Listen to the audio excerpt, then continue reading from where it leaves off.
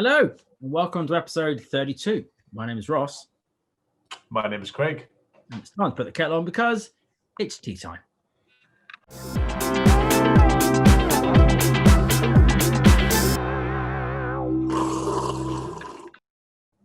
Right. First of all, I'd like a quick request from the public. If there's anything that they particularly would like us to cover, then please do put so in the comments below. And I say that partly because I'm running out of ideas myself. But today's going to be more of a personal subject, I think, than previous ones. But if there's anything else that anyone else wants to cover, check in the comments below. Right, today is my day, so I guess I'd better start the news. Yes, please. What do you got?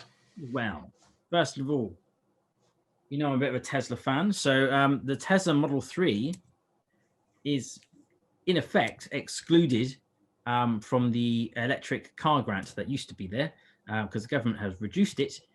First of all, they reduced the car grant itself to $2,500, but they've also lowered the threshold for any cars that are under £35,000, which unfortunately does exclude the Model 3 because it's about 40,000. So, which is nuts, frankly, because well, they claim the reason is that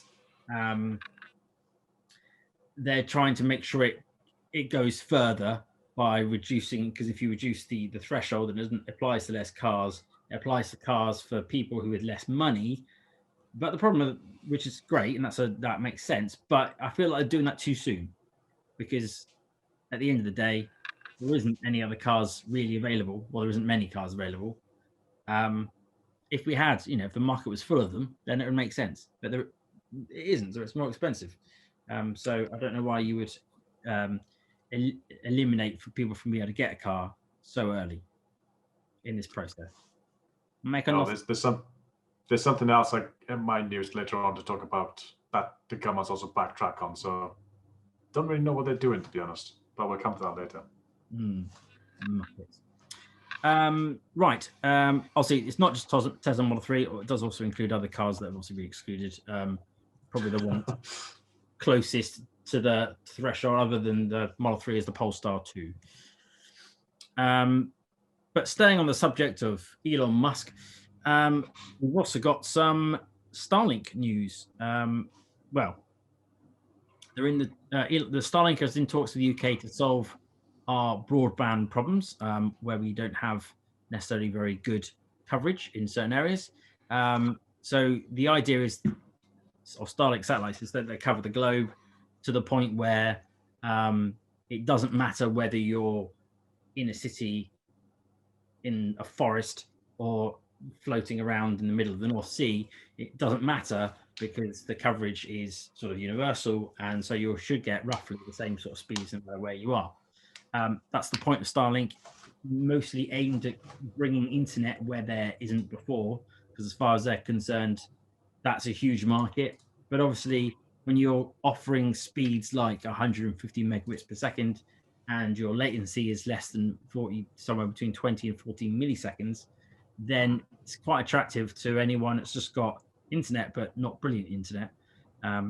So I personally, because I have aspirations of living on a boat, for me that would be perfect, because it literally wouldn't matter which part of it's a canal boat, which part of the canal that I would be living on, I would have beautiful internet no matter where I was. The only downside would be, as you probably expect, is the cost. So I had an email just today, in fact, saying that Starlink is definitely in our area. I'll confirm that by putting my address in. The cost is, it's quoting me here, 439 quid for the hardware itself, plus an extra 54 to have that posted. So we are, so we are already up to basically 493, so not far off 500. And then on top of that, it's £89 a month for the service. So,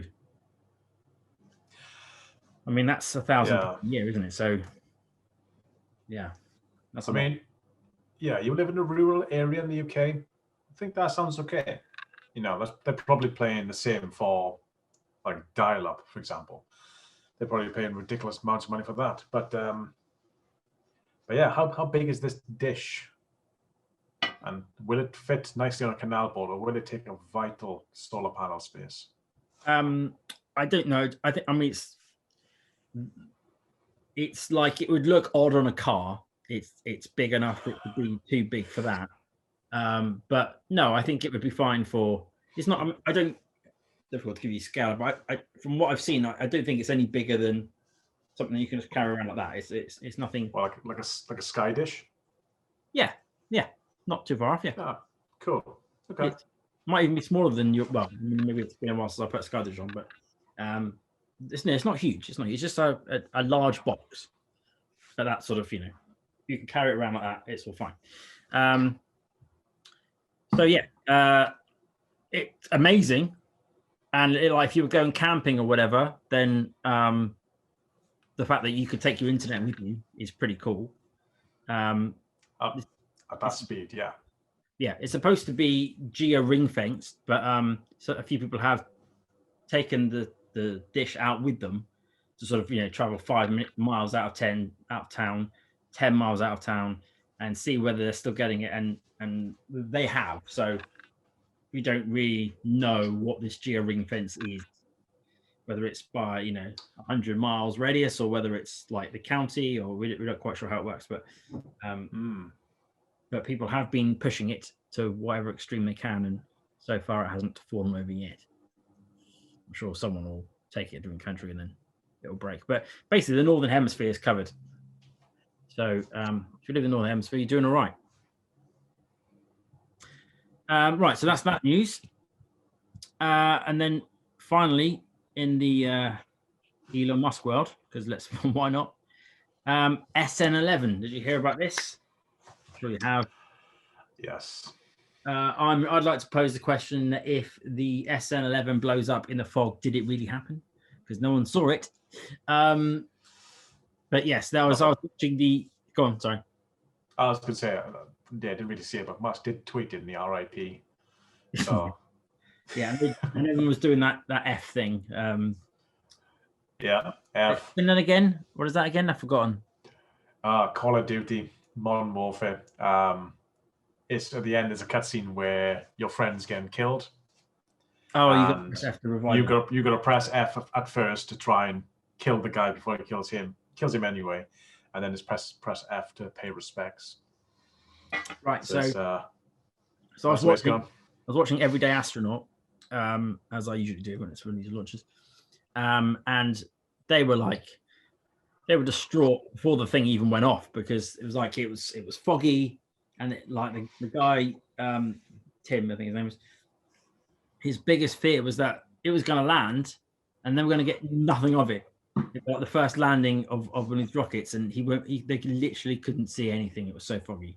The best feeds were coming from SpaceX themselves, so it took them, I think it was like 2 hours or something to set up all the cameras, and then all they got was bits, like a foggy image of bits of stuff falling out of the sky and landing and throwing up mud everywhere, and then they lost their cameras.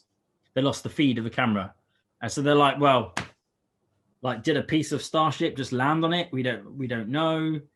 And then so he was like, you could see him getting quite stressed, because he's thinking this. Well, he said it out loud.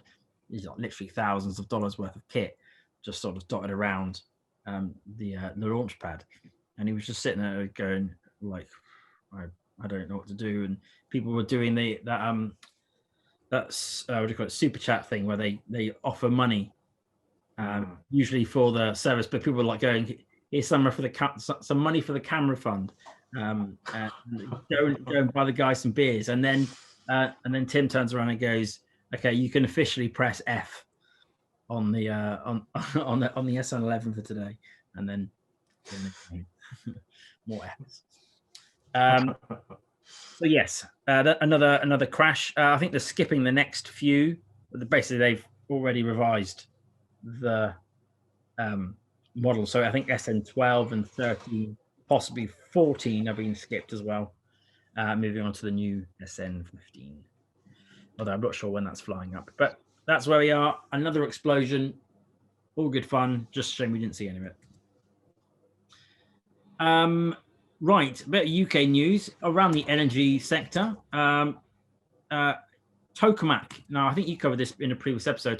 Tokamak Energy, which is a UK private company, has unveiled pictures of its newly upgraded spherical tokamak, which is, as you know, a nuclear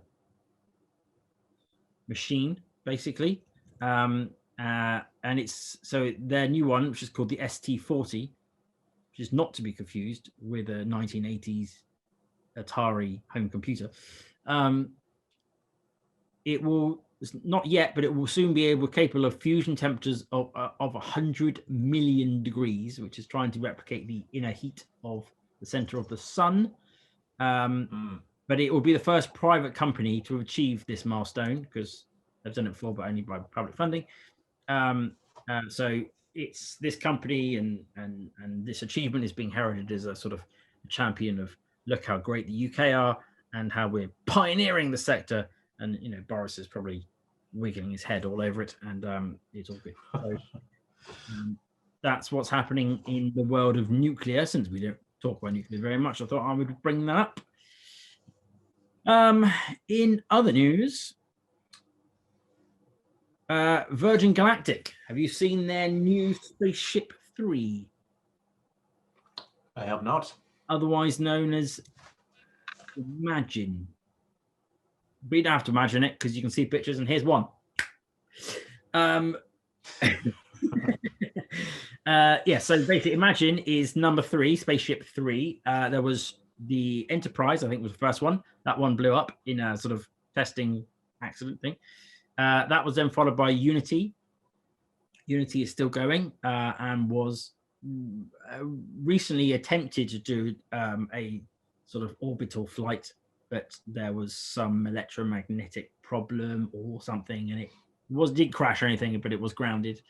So that one is still running, but they've basically taken what they've already learned from Unity, and they've made the third one, because as far as they're concerned, so Virgin Galactic, for those who don't know, are trying to commercialize space tourism. They're trying to make these planes that you can send up into space or into the low Earth orbit, so that you can basically feel like you're in space, and look all around and have a wonderful moment of going, oh look, there's the sun, don't look at it. There's the moon, you can look at that if you haven't already looked at the sun and blinded yourself. And just basically to enjoy that experience and then come back down. So in order to achieve those objectives, they're going to have to produce quite a few of these little ships. So Unity is about learning from, no, not Unity, sorry. What I said it was called? Imagine. Imagine is about learning from Unity, but also an attempt to modularize the manufacturing process. I think that's the key part, is they're trying to work out how to make these things so that we can chop them out. Personally, I'd wait until one flew, but before I would change it too much. But that's where they're at. And Virgin Galactic's stock price went up a couple of %, and in applause of this beautiful ship. It's a very nice ship. Obviously, you've already just seen it, but it's very nice. Yeah. No, nice. I mean, it kind of feels like they're getting close to their aims if they're already considering modularization. Both are very optimistic of them. A bullish tone. Right. That's what we call it in the investment world. Bullish. I went past a pub today. It's called The Bull. I thought, well, if the stocks go up, that's where I'm going. Right. Final bit of news. Also space related. Sorry, I appear to be on one today. NASA's Mars helicopter. This is nothing particularly has happened yet. Something may happen by no, not by next week's episode, but maybe the week after. So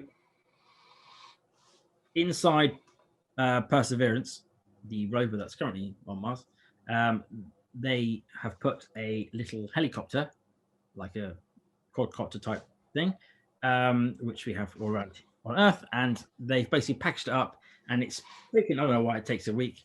Everything takes ages on when it's on Mars, I guess. But they've slowly unfolded the thing so so that it's now sort of hanging down like some sort of weird daddy long legs underneath Perseverance, waiting for its flight. So it's now fully unfolded, and it's does a little token gesture thingy. It's cute more than it makes any sense. But they've got a little small piece of the Wright brothers' first plane that ever flew. He's on board of this little tiny helicopter, and a sort of, because it's whilst we've landed on the planet, we've never actually flown anything on the planet, so this will be the first flight of its kind. Anyway, time for my news. Yes, please. Cool. So I have a fair few pieces, so I'm going to try and fly through these as quick as I can. I'm not going to each one in too much depth. I'm sure you say that before you start every news. That you spend the first 10 seconds telling us how quickly you're going to go through and how many you have. Just save the time just by starting. That's what I would do. Fair enough. Duly noted. So my first piece of news. So China's new digital currency, which we discussed a couple of weeks back, we kind of thought it was quite bold because they'd be the first country. However, now comes the evil side of it. It turns out it's very easy to track it. And they are going to completely track it, every single transaction, which is not by its own citizens, but also by foreign countries in the country. So if you like China as big brother, they're only going to get even bigger. Right. So that's become cool. Oh, that's a nice bit of tech to be coming. Yep, you sinister bastards, you've done it again. And next piece of news. UK tax day happened last week on the 8th. Not the 8th, the 18th or something. There's a couple of things of note that's been announced. I'll just fly through these again. So we already know about freezing of lifetime allowance and the idea of ISA limits. They've all been frozen for a couple of years. Right. There was a note as well that they're now exempting income tax payments from victims of modern slavery. That's something they've specifically now exempted, as if that's been perfectly fine up until now. They've changed the royalty tax system a little bit. They've introduced a plastic packaging tax, which is very good. They've changed changes of tax to fuel, tobacco, vehicle air passage, gaming, and landfill tax. And they've abolished carbon emissions tax. Oh. So, bold move, perhaps. They've also introduced free port tax. As we also discussed, we're going to have a bunch of free ports in the country, which is basically non-sovereign territory where you can just kind of do what you want, really. And they've also changed how the HRMC's powers work in terms of collecting data from third parties. Before they had to go to court to get it. Now they can just get it themselves directly from the banks if they wish. Huh. So great. That's all nice. So yeah, if you are hiding money somewhere, like for example, like say you had money in Trading 212, before HRMC had to request that data, Trading 212 could say no, they have to take it to court, and the judge decides whether or not they should have the data. Now they can just go have a look. So that's nice. And we've also signed up the UK to the OECD gig economy reporting rules. So this probably goes along inside of Uber's change of gig workers that happened a couple of weeks back as well. Overall, nothing too exciting, but plastic packaging tax sounds good. Not taxing victims of modern slavery sounds good. And yeah, the fact that HRMC can now check your bank account without your permission is a bit worrying, but that seems to be the way we go in these days. Yeah, well, we were saying about the Chinese one. I was wondering that, theoretically, like, well, if you're attaching any form of identity to the wallet, then I guess that's inherent. Yeah, I mean, the entire point of cryptocurrency is to be decentralized. So it's completely anonymous. However, yeah, China's doesn't work that way. It's probably attached to your RFID chip that lives in your neck. But for the next piece of news, scientists will test the world's first nuclear fusion reactor this summer. So this goes along the lines of what you've also mentioned. except this is part of the International Thermonuclear Experimental Reactor team. So this is an international effort to try and get this done. It would be the world's first functioning nuclear fusion reactor. And this summer, we're going to turn it on and see what happens. So maybe, like, remember that when we turned on the Large Hadron Collider, and everyone was thinking, there's a tiny percentage chance it could make a black hole and suck us all into it, and the entire solar system will be in that black hole within a month. It's like, oh, okay. Wow. That could happen. Yeah, that's all they for. And that didn't happen, as far as we know. Maybe that reality was sucked in and we just zipped another one. Who knows? Next piece of news. You can now buy a Tesla Model 3 with a single Bitcoin. So this was a tweet from Elon himself, and it's only in the US right now. However, they do have their own open source node collection where they are controlling the Bitcoin. And the cool thing is, if you buy a Tesla with Bitcoin, they will not convert that back to fiat money. They'll just keep it in Bitcoin, which is pretty cool, I think. It's very bullish for Bitcoin. Very. And PayPal have increased as well. What's that? PayPal have just announced that they're supporting it too. They do. That's my news later on. You skipped it. Oh, sorry. So I'll skip the PayPal news, but yes, they've also announced they are going to have a cryptocurrency checkout service, and they're going to allow all their merchants worldwide to be able to use it. They currently have 29 million merchants worldwide who can now allow crypto usage, which is pretty amazing, and goes to right that Bitcoin is now past the £42,000 per coin mark, and that's not stopping. So, for transparency, we both own Bitcoin, so we're quite happy about this. Everyone owns Bitcoin these days. Everyone. If you don't, maybe you should get some. That's not financial advice. Yeah, exactly. Next piece of news. Scottish-based space companies. A, I had no idea there were Scottish-based space companies. And B, I had no idea there's more than one. However, there's two of them, and they have secured 8.5 million to bring in a pioneering technology to the market. And they are effectively developing their own small satellite launch technology to get things off the ground. So pretty cool. Never heard of them before, but that's interesting that that's happening. So that's nice to go ahead and see what happens there. Volkswagen and BP pledged to bring 18,000 ultra-fast EV chargers to Europe. So good news for Europeans, that's us included. They're going to be spread across the continent with quite a bunch in the UK. But yeah, they haven't said exactly when that's going to happen or how long it's going to take, but it's going to happen at some point. So, I mean, what is Volkswagen's EV market offerings right now? What have they got? They got the ID3, and yeah. I don't know if it's already. I think it's being in production now. Not sure anyone's got it yet. There is the ID4. I think that's basically it. Okay, so they partnered with BP to ramp this up effectively. Have you heard the other bit of news of Volkswagen? Is that in your list as well? Well, tomorrow is a special day in UK culture, and I'm sure it is in others, which you mentioned before the show. I've lost you, I think. Oh. Am I back? Or did you go then? You're back, yeah. So tomorrow is April Fool's Day. Yeah. Volkswagen had a little joke planned that they were going to change their name to, I'm going to try and say it clearly enough so you can tell the difference, Volkswagen. Not Volks, but Volts, as in Volt. Right.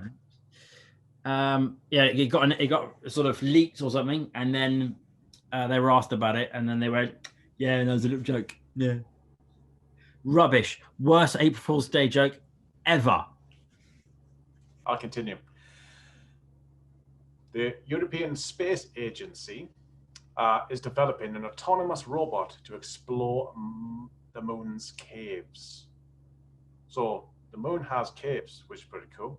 And the idea That's the is news. these. The moon has caves. Does it? So the moon has caves, which is pretty cool, and Didn't know that. I had no idea either, to be honest. They can be used to protect settlers on the moon. They can be used basically as shelter, so people could. No, stay. man. God, I might have known this actually. Yes, it was no, I think it was for Mars. Same idea. That basically, if you go down low enough into the crust or whatever, the pressure increases, which would then make it okay enough for us to breathe down there without as much pressurization required. There you go. Right. So that's where the aliens are. Of course. We're gonna dig down and realize, oh, sorry. I had no idea you guys were here first. Yeah, we'll just leave. It'll take about 2 years though, so please don't kill us in the meantime. And we just need all of your resources. That's okay. Yeah. Let me send in Mr. Musk here. And do you mind if we nuke the planet so that we can produce some methane? Would that be all right? Any problems with that? Yeah, just stay in your hole, please. It'll be just above you. It's fine. So another bit of UK news about Bitcoin is we have the first green Bitcoin to be created in the UK. It's effectively going to use clean energy for the mining side of things, making it green, because we know that Bitcoin is a power-hungry hog when it comes to energy. Yep. I believe it's now surpassed the energy requirements of Bangladesh in order to just mine the thing. Yeah. So that's only going to get worse. Yeah, so the whole point of this is a project called TerraPool, and yeah, they're just effectively trying to reduce the mining impact on the environment. And yeah, being the first green Bitcoin and then see how that continues, I imagine they'll all try and go as green as possible. Hypothetically, Bitcoin could also be green if you wanted to. It could be powered by solar, but just no one's gone ahead and done that. So now I'm guessing the first green Bitcoin, there'll be some sort of like snapshot taken of the mining receipt, and then that'll be sold as a NFT for a Bitcoin. Because that's the world we live in now. Very well. It is. And it will continue around and around forever. Yeah, so the UK government, as we mentioned earlier, has been doing some silly things recently, like reducing the car allowance for electric vehicles, but also they've gone ahead and scrapped the Green Homes Grant. And this has only been in place for like 6 months. So it was a £1.5 billion scheme, was part of Boris Johnson's, Build Back Better. But it's been entirely abandoned. If you remember, it was going to give about £5,000 to £10,000 per household to get some sort of installation or low carbon heating. Type of stuff that kind of sounded, really good. And it was actually praised by Green campaigners as one of the best things of Boris Johnson's premiership. And now it's been scrapped. So now the Green campaigners are saying that was pretty much the only green thing you were doing, Boris. Yeah. Now what you do? Targets to hit, and how are you going to do that now? And we're also hosting the big, I forgot what it's called, COP, or it's called COP26 in November. We're hosting that, and it's like, well, we haven't got this, we haven't got that, we haven't got this. Great, well done. What I've read, basically, only the idea was to try and target some like 600,000 houses, and it's only been taken up by like 60,000 houses. But in fairness, a lot of that issue was down to COVID. I was going to say there has been a pandemic during this last 6 months. Yeah, people are a bit busy. People just didn't want other people in the house, because you have to, if you're going to do insulation, you need people in your house to do stuff. So that's, I think, why they haven't done it. And obviously, when you've got, it was covering 2/3 of the cost, you start to pony up the other third. And if people are have been saving a lot more during the pandemic, then people aren't spending money on houses at this point. But so I don't know why they should necessarily, whether they were a bit early with their scrappage on that one, or whether they've got a better idea. I don't know.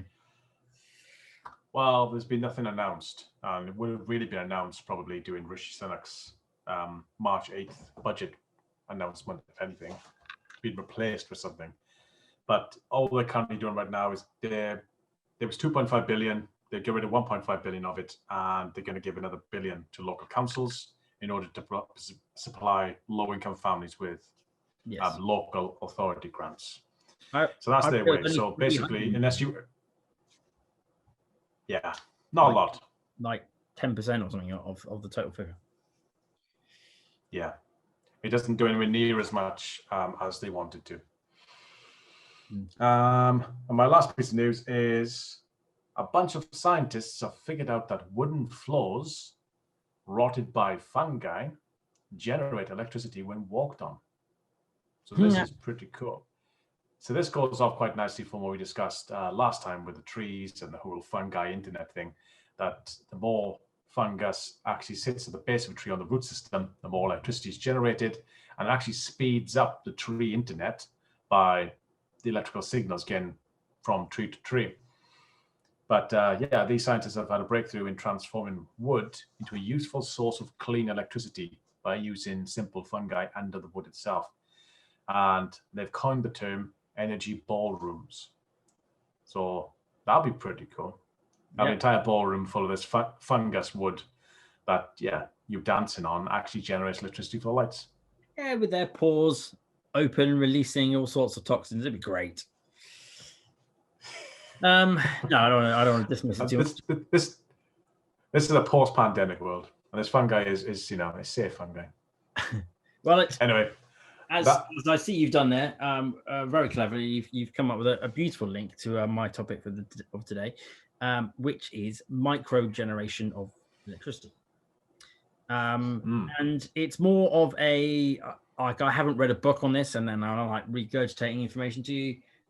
Basically, as I mentioned earlier in the program, I want to live on a boat, on a narrowboat. But what I would particularly like is I would like that to be a fully electric narrowboat. The problem with that is generating enough electricity to power everything on the boat. So I've been looking into various different ways of generating electricity, and I came across even this gentleman by the name of Robert Murray Smith, who is a British sort of engineer who I think he specializes in graphene. But he does these adorable little videos where, and I say adorable because he gets very excited, where basically he sometimes looks at patents and works out whether or not they work, but they're often very, very, very simple things with the intention of sort of inspiring people to take a subject and then go mess with it. But it's one of those things you watch it and you think, oh, that looks amazing, it's very cool. But he's made it so simple that I really wanted to start giving some of these things a try. So to give you a few examples. So a lot of the concepts are,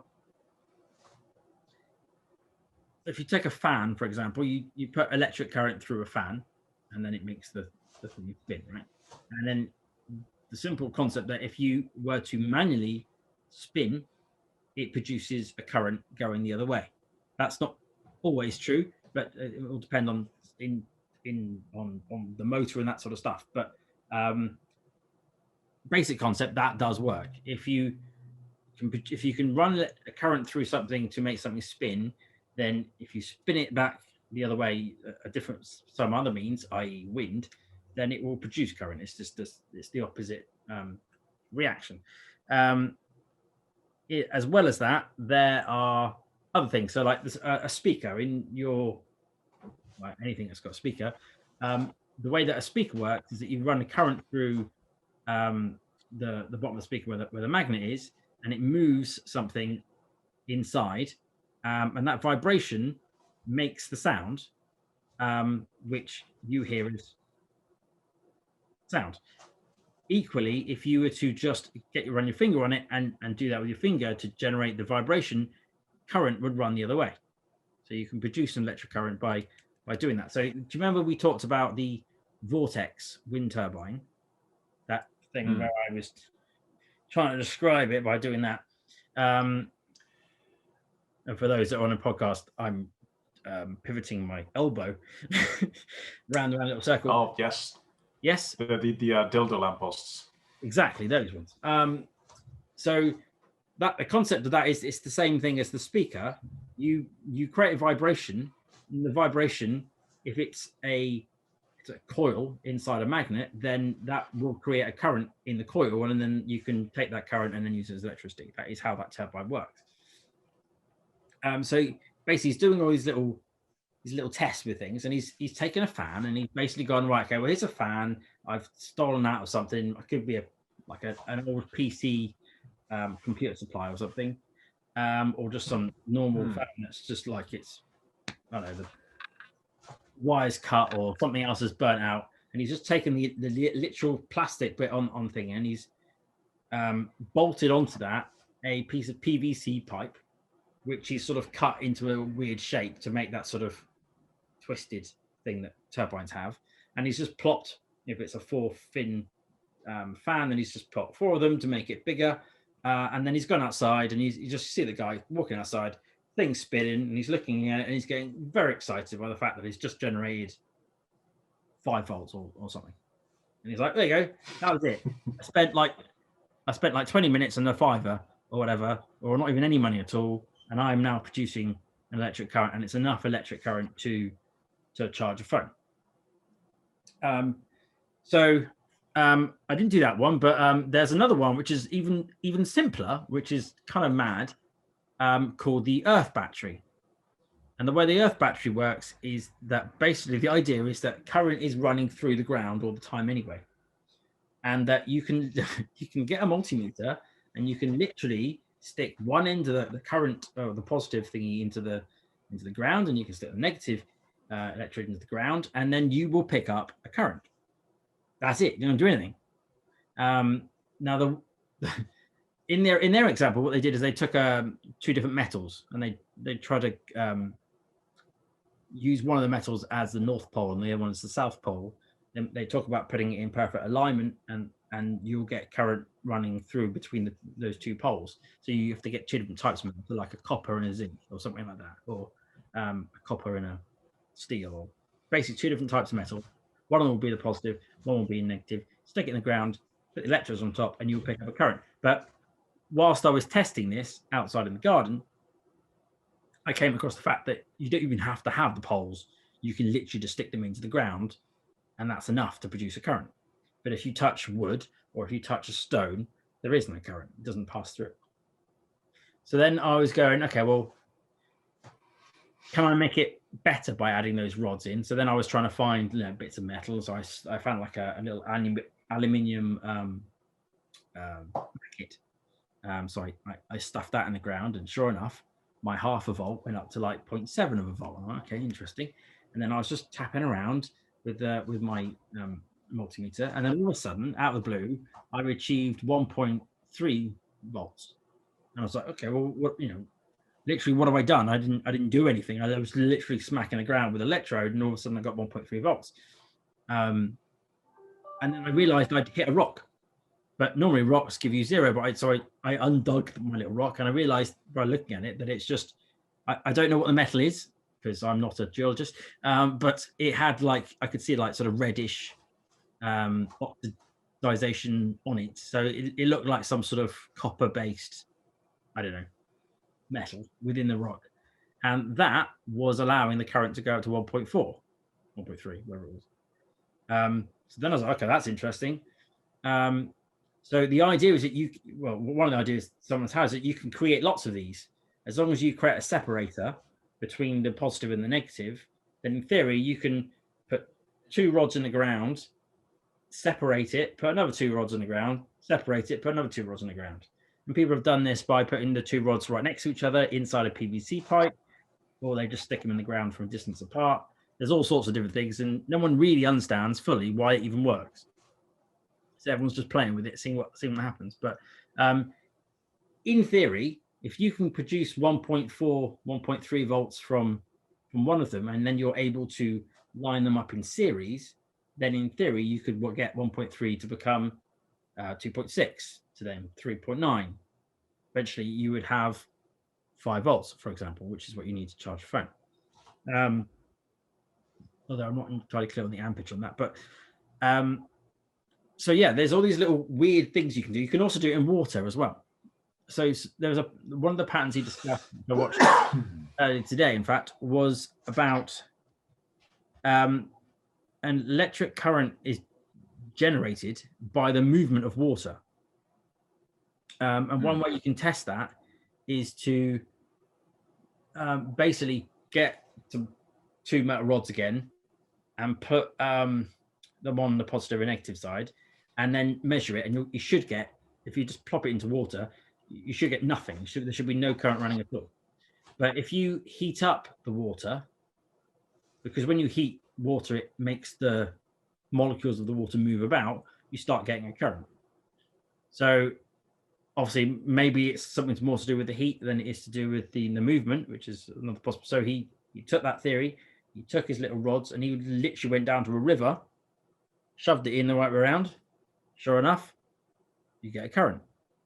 It's not very much, but you get a current. So that just sort of started me trying to think about how could you combine all these things. Like, this is how I feel like the future of energy generation will come from, in terms of us sort of being less demanding. Is one is to reduce the amount of energy that we use for what we're doing anyway. I'll come on to another thing I learned in a minute about how to do that. But if I was living on a boat, for example, I've got access to solar on the roof. I've got access to a water current that's going past the boat. It's only moving at probably about half a knot or a bit more in the wind, maybe. But ultimately, I've got moving water. So we already know you can produce a current just from moving water. So there's some.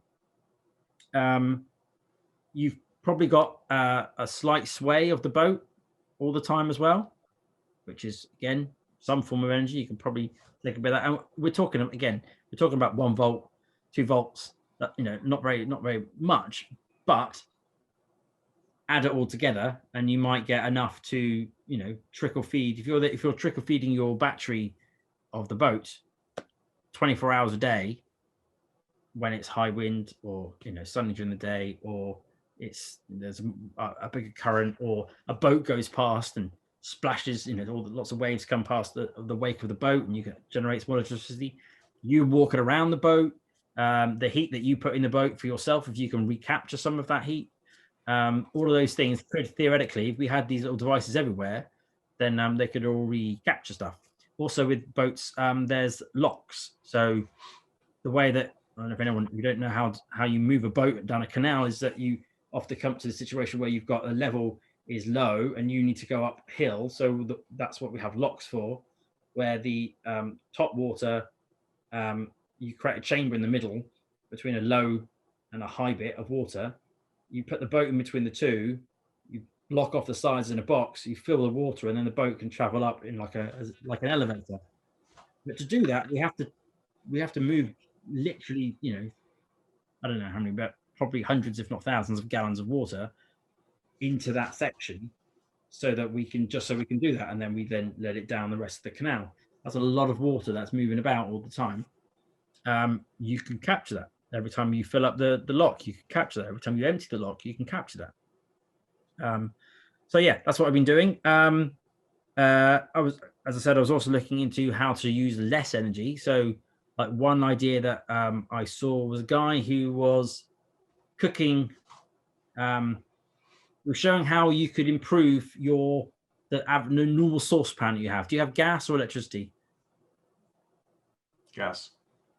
So with a gas, if you have a normal saucepan with a solid bottom, obviously, you put it on the hob, and the gas will heat the bottom of the pan, but it will also escape around the edges of the pan, and any sort of air circulation within the room will sort of almost suck that thing away from the pan. It won't actually help. So if you've got around your pan, if you have another pan, basically, which is wider than the hob, then and it's got a hole at the bottom, then anything that doesn't go directly onto the saucepan will travel up the sides of the pan. So you're now still within inside the other pan, and that other pan has a lid on it. So the heat never really escapes, but it can still boil up and boil out because there's still air, but the heat doesn't escape so much. And he increased the amount of time it took to boil water in that way by something like, I think it was at least 30%, if not 40% faster, just by doing that.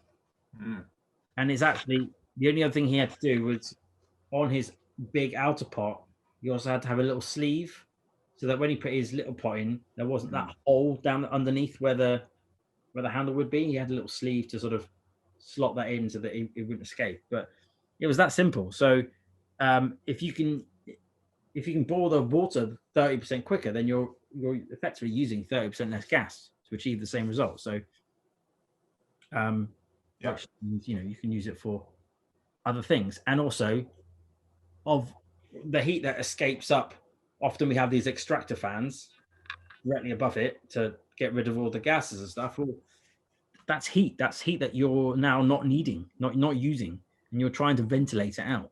And if you go outside where your extractor fan is, it will probably be pumping out hot air. So rather than let's use that heat before it goes out of the building. So I just think there's loads and loads of probably tiny little areas that you can make use of. So yeah, I've been looking at all sorts of fun devices, wind turbines. Another cool one I saw was your drain pipe outside your house. So in this case, you get lots of rain. I've been trying to think of how you generate energy from rain, since we have so much of it in the UK. And one guy, he had a special roof. His roof was ridiculously large and very uniform. But whatever, he basically had his gutter at the bottom of it, and then he had a single downpipe. And at the bottom of the downpipe, he drilled a tiny little hole into the plastic tubing. And unsurprisingly, I think he must have blocked off the bottom as well. The water went down that downpipe, and then what's the family-friendly word? Got the hell out of there very quickly through this little hole. And then he put on what's called a peloton. No, not a peloton. That's a different thing altogether. A Pelton. A Pelton wheel, which is basically tiny little cups like that in a circle, basically like a little water wheel. And the jet of water would fire, hit that cup, and then basically make the whole thing spin. There's a weird phenomenon that if you fire water at something that's flat, so you fire water that it will move, sure, but it will move like a little bit. If you fire it into a cup, and you can test this with like pretty much anything really. If you fire it into a cup, because the water has to go in and then kick back out, it adds more force. So basically sends it further forward, and that's how the Pelton wheel, actually works. It makes use of that cup shape, forcing the water in and out to make it spin. So then he was generating, and again, we're talking, I think he managed to get to about 4 or 5 volts. So he was able to charge like an old phone with it, but that's just pure from the water that was running down from his roof. And then he was adding other things to make that process better, like he added effectively like a toilet flush system into his drain pipe. Again, basic stuff, like stuff that's made out of a couple of bits of PVC pipe and a glass or something, where it's allowing the water to basically build up into the gutter, and then when it hits a certain point, it then flushes it out down the pipe, make sure that water pressure is good, so that it spins the wheel.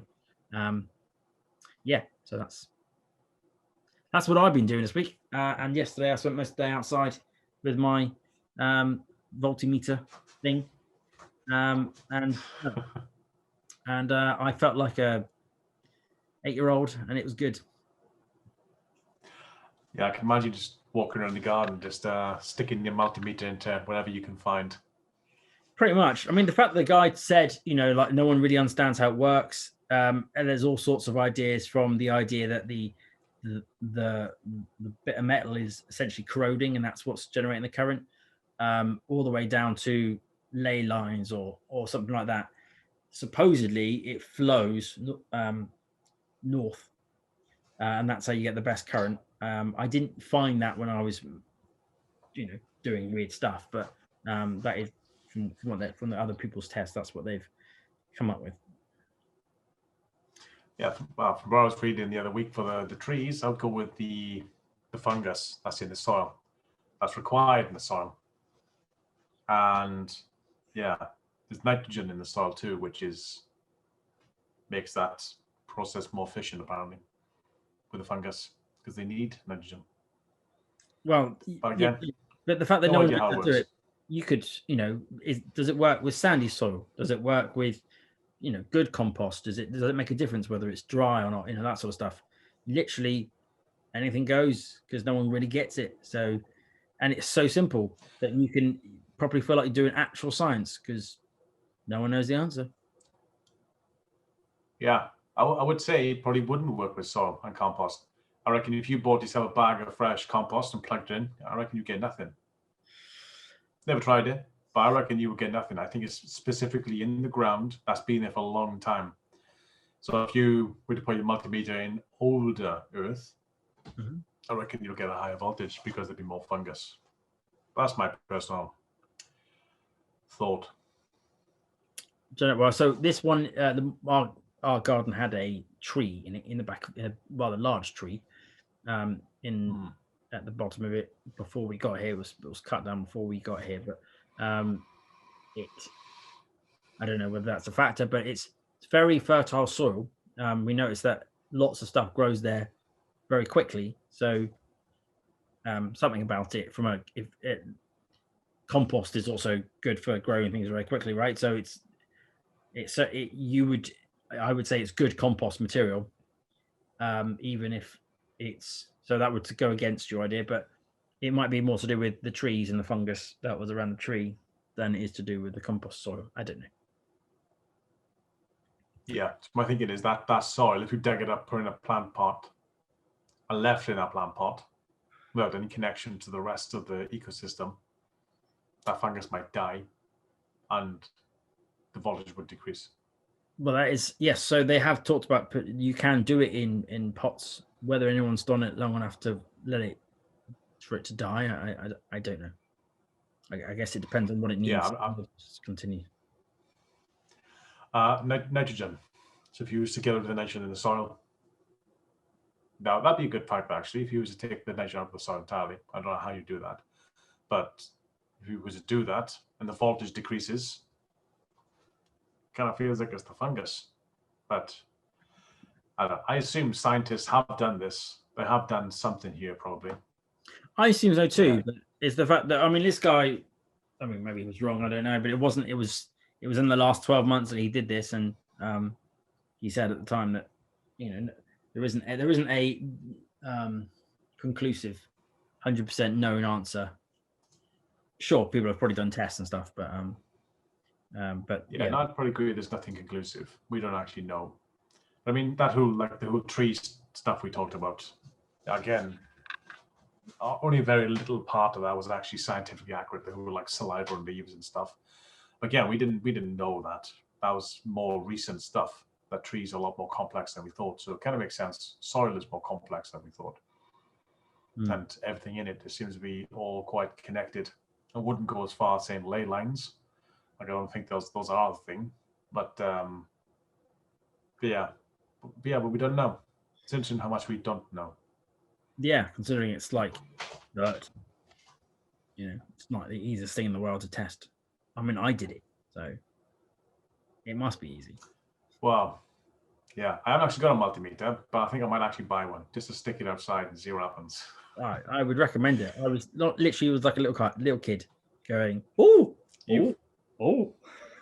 You've intrigued me. Good. That's my act. I'm gonna go buy a multimeter and stick it outside in the floor. Fantastic. In fact, while talking to you, I've had another idea. So this all came about originally because I was trying to, so we bought a new pump for the pond, and it's a 6-volt pump, and it comes with a little, I think it's 150-watt solar panel. Oh, that seems a lot. So it's quite big. It's like an A4 size piece of paper. It's not huge, but it's not tiny either. But it only works in direct sunlight. Only gets enough. So it's down in a relatively shaded part of the garden. Getting direct sunlight is not easy. So a lot of the time the pump doesn't run, which is not good for the fish. So that's kind of sort of where it started. Is like, well, is there any other way of generating six volts? Is there another way of doing this? But then I've just been reminded myself of I watched another one where this guy had what was he making? He was making a machine that would propel his boat. And generally the way it worked was it used an airplane wing effectively underwater. And then it would use the flow of the water to make it drop. So as you would just push down to get it started, and then once it got to the bottom, that would flow water over it, and it would basically propel the boat forward. And then once it hit the bottom of that cycle, it would force the wing to go the other way, which would then force the wing back up, and then send water down the other way, but still moving it forward. And it would just basically keep repeating that process. So you'd end up with what looks like a fishtail style, think of the whale's tail going up and down, and that's how you're getting propelling. And he made that, and that was all fine. What was my point? My point was that if you can do that, because essentially the whole point of having a pump is just to get a circulation of water. So then I thought, well, actually, you make one his little fish tails, put it into the side of the pond, and use the weight of rain or something to collect above it, and then once it got to a point, could then drop, get the thing to do a couple of flaps, and then stop again. But maybe it would be enough to again, the idea of going, okay, I'll have a bit of rainwater, I'll use that bit of power, I'll use a bit of solar, maybe I'll have a little wind turbine on the side, so that I find multiple sources of energy to keep that stupid water flowing. So that's quite a cool challenge. That's my act. I'm enjoying it. Anyone who likes a bit of science, anyone who likes fiddling with things, I recommend it. That is all I have, Bryn. Well, I literally just bought a multimeter, and thanks to the magic of Amazon and its amazing capitalism, it'll be here tomorrow. So I'll let you know how it works tomorrow. Yes, you've made me warm and fuzzy inside. Can't believe you just ordered it while I was talking. Either means you were really inspired or really bored to the point where you thought you'd go shopping. It was like 10 seconds. Amazon makes it ridiculously way too easy. You're probably need a 9-volt battery as well, in case it doesn't come with that, just so you know. I got some of them. All right. I got an entire box of batteries for Christmas, like everyone does. I got socks. No, I didn't get anything. It was Christmas in lockdown. I didn't get them. Yeah, I didn't get them for Christmas. Like, no one gave me a box of batteries for Christmas. What I meant is I have a box of batteries for Christmas presents the kids will receive. Oh, I see. Everyone has a box of batteries in the utility room, don't they? I was literally imagining someone. Yeah, you took me literal. Yeah, I did. Yeah. I mean, to be honest, that wouldn't be a bad present if someone gave you a box of assorted batteries. It's like, oh, happy Christmas. You will need these at some point in the next 5 years. It's like, I actually will. Thank you.